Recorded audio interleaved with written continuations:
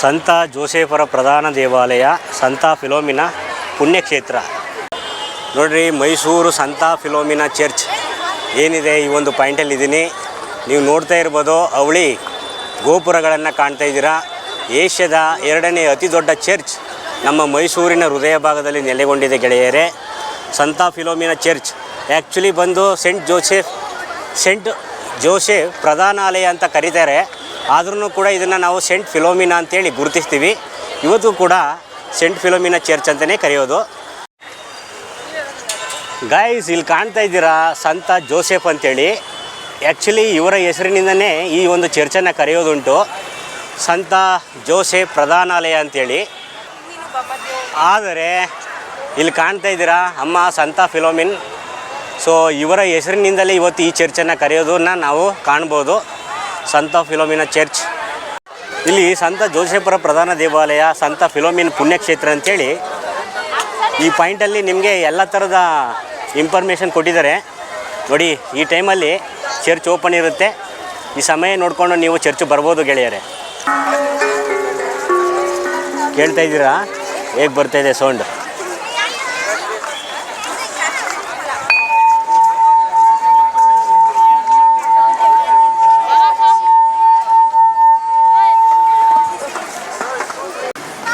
Christmas ಪ್ರಯುಕ್ತ ಮಕ್ಕಳಿಗೆ ಆಟ ಆಡಲಿಕ್ಕೆ ಭಾಳಷ್ಟು ಇಲ್ಲಿ ಎಲ್ಲ ಥರದ ಫನ್ ಆ್ಯಕ್ಟಿವಿಟೀಸ್ಗಳನ್ನು ಕೂಡ ಅರೇಂಜ್ಮೆಂಟ್ ಮಾಡಿದ್ದಾರೆ. ಒಳಗಡೆ ಬಂದರೆ ಇದನ್ನೆಲ್ಲ ನೋಡ್ಬೋದು, ಇಷ್ಟಪಟ್ಟರೆ ನೀವು ಕೂಡ ಆಡ್ಬೋದು.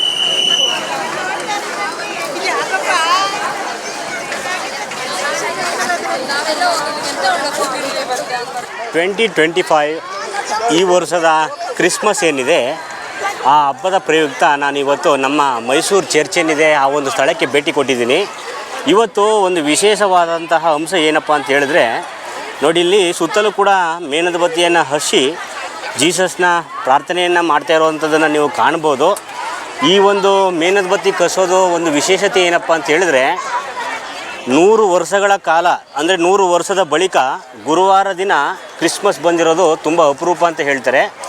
ಇವತ್ತು ನೀವು ಏನೇ ಆದ್ರೂ ಇವತ್ತು ಬಂದು ನೀವು ಮೇಣದ ಬತ್ತಿಯನ್ನು ಕಸಿ ಜೀಸಸ್ನ ಪ್ರಾರ್ಥನೆ ಮಾಡೋದ್ರಿಂದ ನೀವು ವಿಶೇಷವಾದಂತಹ ಆಶೀರ್ವಾದವನ್ನು ಜೀಸಸ್ನಿಂದ ಮತ್ತು ಸಂತ ಫಿಲೋಮಿನ್ ಅಮ್ಮನವರ ಆಶೀರ್ವಾದವನ್ನು ಪಡಿತೀರ ಅನ್ನೋದು ಬಲವಾದ ನಂಬಿಕೆ. ಇವತ್ತು ಯಾವುದೇ ಕಾರಣಕ್ಕೂ ನೀವು ಮೇಣದ ಬತ್ತಿಯನ್ನು ಕಸೋದನ್ನು ಮಿಸ್ ಮಾಡಬೇಡಿ. ಸೊ ನಿಮ್ಮ ಪೂರ್ವಿಕರ ಸಂಪೂರ್ಣ ಆಶೀರ್ವಾದ ಇವತ್ತು ಸಿಗುತ್ತೆ ಅಂತ ಹೇಳಲಾಗುತ್ತೆ ಗೆಳೆಯರೇ.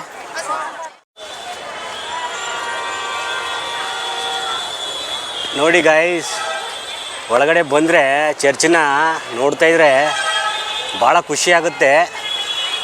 ಇಲ್ಲಿ ಕಾಣ್ತಾ ಇರ್ಬೋದು ನೀವು. ನೋಡ್ರಿ, ಈ ಚರ್ಚ್ ಏನಿದೆ ಇದು ನಮ್ಮ ಮೈಸೂರು ದಸರಾ ಪ್ರಾರಂಭವಾಗುವಂತಹ ಸಂದರ್ಭದಲ್ಲಿ ಈ ಚರ್ಚ್ಗೆ ಬಂದು ಬಾಗಿನವನ್ನು ಕೊಡುವಂಥದ್ದು ಒಂದು ಸಂಪ್ರದಾಯ. ಅದು ಆವಾಗಲಿಂದಲೂ ಕೂಡ ನಡ್ಕೊಂಡು ಬಂದಿದೆ. ಇವಲ್ಲೂ ಕೂಡ ದಸರಾ ಆದರೆ ಆ ಒಂದು ಬಾಗಿನವನ್ನು ತಂದು ಈ ಚರ್ಚ್ಗೆ ನೀಡಲಾಗುತ್ತೆ. ಹಾಗೆ ಆಗಸ್ಟ್ 11 ಸಂತ ಫಿಲೋಮಿನಾ ಅಮ್ಮನವರ ಒಂದು ಹಬ್ಬವನ್ನು ಕೂಡ ಆಚರಿಸಲಾಗುತ್ತೆ ಈ ಒಂದು ಸ್ಥಳದಲ್ಲಿ. ಇಲ್ಲಿ ಕಾಣ್ತಾ ಇರ್ಬೋದು ನಮ್ಮ ಮೈಸೂರು ಹೃದಯ ಭಾಗದಲ್ಲಿರುವಂತಹ ಸೆಂಟ್ ಫಿಲೋಮಿನಾ ಚರ್ಚ್. ಇವರೇ ನೋಡ್ರಿ, ನಮ್ಮ ಮೈಸೂರಿನ ಮೊದಲ ಪಾದ್ರಿ ಅಂತ ಹೇಳ್ಬೋದು. ರೆನೆ ಫಿಗಾ ಮ್ಯಾಪ್ ಮೈಸೂರಿನ ಮೊದಲ ಪಾದ್ರಿ ಅಂತ ಹೇಳ್ಬೋದು. ಬನ್ನಿ ಒಳಗಡೆ ಹೋಗೋಣ. ಸೆಂಟ್ ಫಿಲೋಮಿನಾ ಚರ್ಚ್ ಒಳಗಡೆ ಇದ್ದೀರಿ.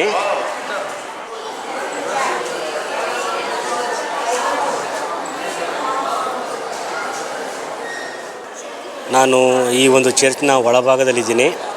ಇದನ್ನು ಕ್ಯಾಥೆಡ್ರಲ್ ಚರ್ಚ್ ಅಂತಲೂ ಕೂಡ ಕರೀತಾರೆ.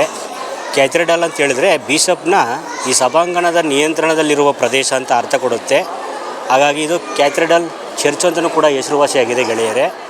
ಜೀಸಸ್ನ ಜನ್ಮದಿನ, ಅವರ ಕೃಪೆ ಎಲ್ಲರಿಗೂ ಸಿಗಲಿ ಅಂಥೇಳಿ ಇವತ್ತು ನೋಡಿ ಆ ಒಂದು ದರ್ಶನವನ್ನು ತೋರಿಸ್ತಾ ಇದ್ದೀನಿ. ಎಲ್ಲರೂ ಕೂಡ ಆಶೀರ್ವಾದವನ್ನು ಪಡ್ಕೊಳ್ಳಿ ಗೆಳೆಯರೇ. ಸೊ ಇಲ್ಲಿ ಕಾಣ್ಬೋದು, ಸುರಂಗ ಮಾರ್ಗದಲ್ಲಿ ತಾಯಿಯ ಒಂದು ಅವಶೇಷಗಳನ್ನು ಇಡಲಾಗಿದೆ ಗೆಳೆಯರೇ. ಇದೊಂದು ವಿಶೇಷ ಅಂತ ಹೇಳ್ಬೋದು. ಬನ್ನಿ ಆ ಒಂದು ತಾಯಿಯ ಅವಶೇಷ ಇಡಲಾಗಿರುವಂತಹ ಸ್ಥಳವನ್ನು ನೋಡೋಣ. ಇದರ ಒಳಗಡೆ ಅವರ ಅವಶೇಷವನ್ನು ಗುಪ್ತವಾಗಿ ಇಡಲಾಗಿದೆ.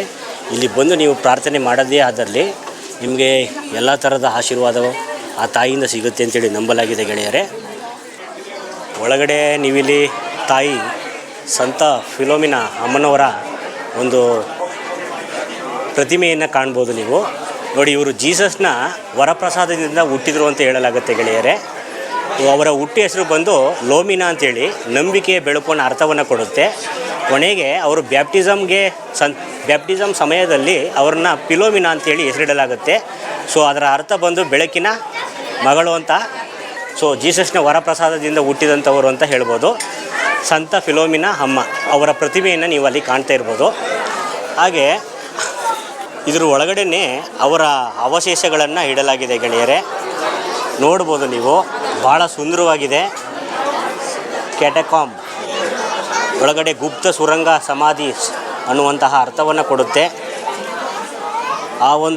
ಈ ಒಂದು ಸ್ಥಳ ಏನಿದೆ, ಇಲ್ಲಿ ತಾಯಿಯ ಸಂತ ಫಿಲೋಮಿನ್ ಅಮ್ಮನವರ ಒಂದು ಅವಶೇಷಗಳನ್ನು ಇಡಲಾಗಿದೆ. ಈ ಅವಶೇಷದ ಮುಂದೆ ಬಂದು ಪ್ರಾರ್ಥನೆಯನ್ನು ಮಾಡೋದ್ರಿಂದ ನೋಡಿ ಎಷ್ಟು ಜನ ಬಂದಿದ್ದಾರೆ ನೋಡಿ. ಈ ಸ್ಥಳದಲ್ಲಿ ಪ್ರಾರ್ಥನೆ ಮಾಡೋದ್ರಿಂದ ಅವರ ಆಸೆಗಳು ಬೇಗ ಈಡೇರುತ್ತೆ ಅಂತೇಳಿ ನಂಬಲಾಗಿದೆ. ಸೊ ತಾಯಿಯ ಬಳಿ ಎಲ್ಲರೂ ಬಂದು ಕೂಡ ಇವತ್ತು ಕ್ರಿಸ್ಮಸ್ ದಿವಸ ಪ್ರಾರ್ಥನೆಯನ್ನು ಸಲ್ಲಿಸ್ತಾ ಇದ್ದಾರೆ ಮತ್ತು ತಾಯಿಯ ದರ್ಶನವನ್ನು ಮಾಡ್ತಾ ಇದ್ದಾರೆ. ನೋಡಿ, ಇಲ್ಲಿ 2 ಪಾಯಿಂಟಲ್ಲಿ ಹೊರಗಡೆ ಹೋಗೋದಕ್ಕೆ ದಾರಿ ಇದೆ. ಇಲ್ಲೂ ಕೂಡ ಹೋಗ್ಬೋದು. ಬನ್ನಿ ನಾವು ಹೀಗೆ ಹೋಗೋಣ. ಹೇಗಿದೆ ಗೈಸ್, ನೋಡೋರಲ್ಲ, ಅವರೇ ಸಂತ ಫಿಲೋಮಿನಾ ಅಮ್ಮನವರ ಒಂದು ತಳಭಾಗದಲ್ಲಿ ಸುರಂಗದಲ್ಲಿ ನೆಲಮಾಳಿಗೆಯಲ್ಲಿ ಅವರ ಅವಶೇಷಗಳನ್ನು ಇಟ್ಟು ಪೂಜೆ ಮಾಡಲಾಗುತ್ತೆ. ಭಾಳಷ್ಟು ಜನ ಇವತ್ತು ಕ್ರಿಸ್ಮಸ್ ಆಗಿರೋದ್ರಿಂದ ನೋಡಿ ಎಷ್ಟು ಜನ ಬಂದು ಪ್ರಾರ್ಥನೆಯನ್ನು ಸಲ್ಲಿಸ್ತಾ ಇದ್ದಾರೆ ಅಂತೇಳಿ. ನೋಡಿ, ಹಿಂದೆ 3ನೇ ಶತಮಾನ ಅಂದರೆ ಕ್ರಿಸ್ತಶಕ 290ರಲ್ಲಿ ಇವರು ಹುಡ್ತಾರೆ ಅಂತ ಹೇಳ್ಬೋದು. ಇವರು ಗ್ರೀಸ್ನ ಸ್ವರ್ಗದ ಪುಟ್ಟ ರಾಜಕುಮಾರಿ ಅಂತ ಹೇಳಿ ಇವರನ್ನು ಕರೆಯಲಾಗುತ್ತೆ. ಗ್ರೀಸ್ನ ರಾಜಕುಮಾರಿಯೂ ಕೂಡ ಹೌದು. ಅವರ ತಂದೆ ಯಾವುದೋ ಒಂದು ಗವರ್ನರ್ ಆಗಿರ್ತಾರೆ ಒಂದು ಸ್ಥಳದಲ್ಲಿ. ಮತ್ತು ಆಗ ಒಂದು ಯುದ್ಧದ ಕಾರಣ ಅವರು ರೋಮ್ ಸಾಮ್ರಾಜ್ಯಕ್ಕೆ ಬರಬೇಕಾಗುತ್ತೆ. ಅಲ್ಲಿ ಡಯೋಕ್ಲೆಟಿನ್ ಅನ್ನುವಂಥವನು ಈ ಒಂದು ಫಿಲೋಮಿನಾ ಅವರ ಒಂದು ಸೌಂದರ್ಯವನ್ನು ನೋಡಿ ಮರಳಾಗಿ ಅವರನ್ನು ವಿವಾಹ ಆಗಬೇಕು ಅಂಥೇಳಿ ಅಪೇಕ್ಷೆ ಪಡ್ತಾನೆ.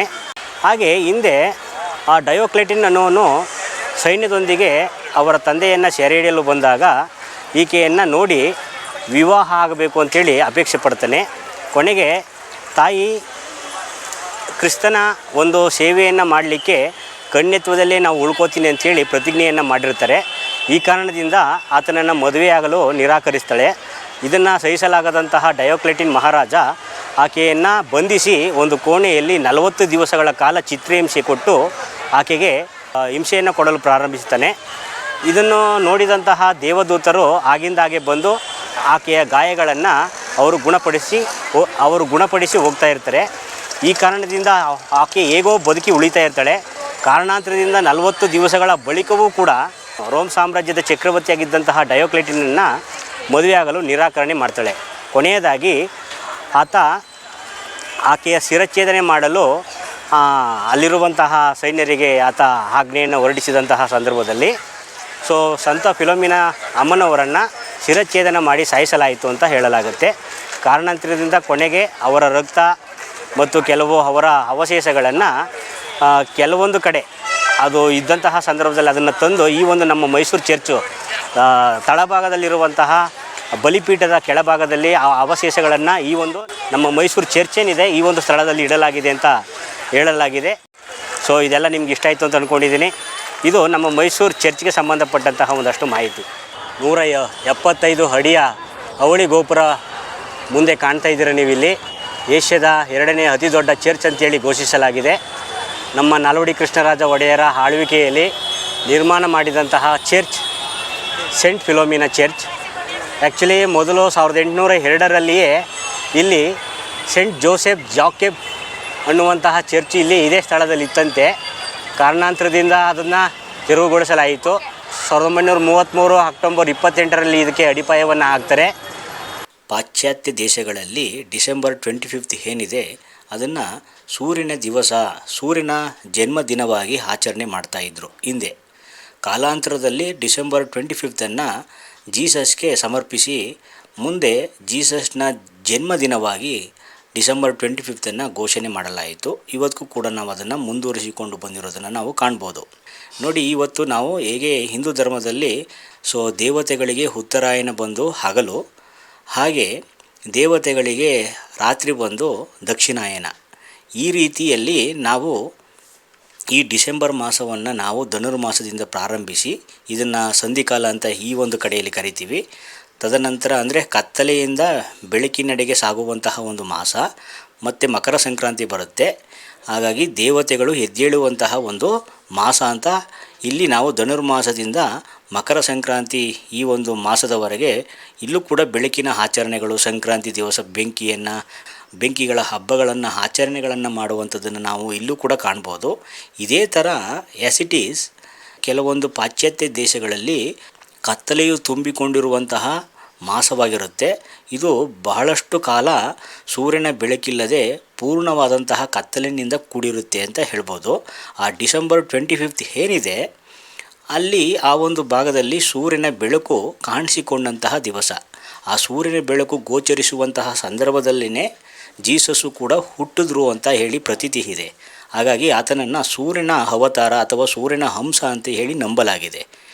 ಅದನ್ನು ಈ ದಿವಸವನ್ನು ಅಂದರೆ ಡಿಸೆಂಬರ್ 25 ಏನಿದೆ ಇದನ್ನು ಸೂರ್ಯನ ಜನ್ಮದಿನವಾಗಿ ಪಾಶ್ಚಾತ್ಯ ದೇಶಗಳಲ್ಲಿ, ರೋಮ್ ಸಾಮ್ರಾಜ್ಯಗಳಲ್ಲಿ ಆಚರಣೆ ಮಾಡ್ತಾಯಿದ್ರು. ಕಾರಣಾಂತರದಿಂದ ಆ ಸೂರ್ಯನ ಹಂಸವಾಗಿ ಜೀಸಸ್ ಹುಟ್ಟಿ ಬಂದ ಕಾರಣ ಆ ಕ್ರೆಡಿಟನ್ನು ಮುಂದೆ ಜೀಸಸ್ ಸ್ವಾಮಿಗೆ ಅಂದರೆ ಯೇಸು ಕ್ರಿಸ್ತನಿಗೆ ಅದನ್ನು ಕೊಡಲಾಯಿತು. ಮುಂದೆ ನಾವು ಡಿಸೆಂಬರ್ 25 ಏನಿದೆ ಆ ದಿವಸವನ್ನು ನಾವು ಕ್ರಿಸ್ಮಸ್ ಆಗಿ ಅಥವಾ ಜೀಸಸ್ನ ಯೇಸು ಕ್ರಿಸ್ತನ ಜನ್ಮದಿನವಾಗಿ ಮುಂದೆ ಅದನ್ನು ಆಚರಣೆಯನ್ನು ಮಾಡಿಕೊಂಡು ಬಂದರು ಅಂತ ಹೇಳ್ಬೋದು. ಯೇಸು ಕ್ರಿಸ್ತ, ಯೇಸು ಅನ್ನುವಂಥದ್ದು ಇತ್ತೀಚಿನ ದಿನಗಳಲ್ಲಿ ನಾವು ಕರೆಯುವಂಥದ್ದು. ಆದರೆ ಹಿಂದೆ ನಾವು ನೋಡೋದಾದರೆ ಮೂಲತಃ ಅವರ ನಿಜವಾದ ಹೆಸರು ಬಂದು ಈಸೋಸ್ ಅನ್ನುವಂತಹ ಹೆಸರಿನಿಂದ ಕರೀತಾ ಇದ್ದರು.